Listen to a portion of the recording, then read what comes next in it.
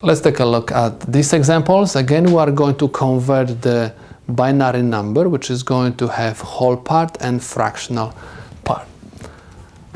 Like always, we are going to write the weights over every single bit. So I have 1, 2, 4, and I have 0.5, 0.25, and the third one is what? 0.125. Next, I'm supposed to add all weights which are above ones. So I have 4 plus 2 plus 1 plus 0.25 plus 0.125. We're supposed to add all these values together.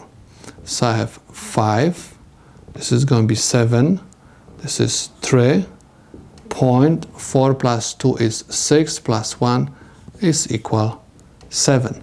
So this decimal number, base 10, is equivalent to this binary number, base 2. So this is the solution to my problem.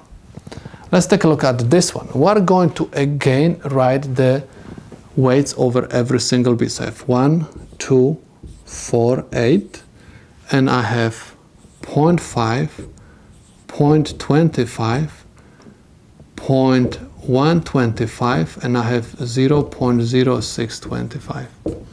Again, I'm supposed to add all weights which are above ones. So I have 8 plus 4 plus 0.25 plus 0.0625. Add them up, and we have 5, 2, 5 plus 6 is 11, and this is 3, and I have 8 plus 4 is equal 12. So this number, this binary number, is equivalent to this decimal, 12.3125 10,000ths. So this is the solution to my problem. Let's take a look at this one.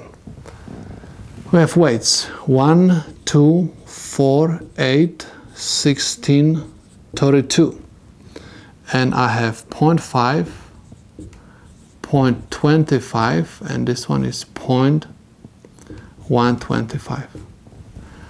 Next, I'm supposed to add all weights which are above 1. So I have 32 plus 8 plus 4 plus 2 plus 0.5 plus 0.25 plus 0.125.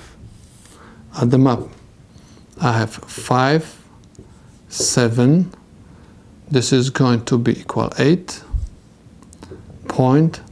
we have 10, 14, 16, plus 1 is equal 4.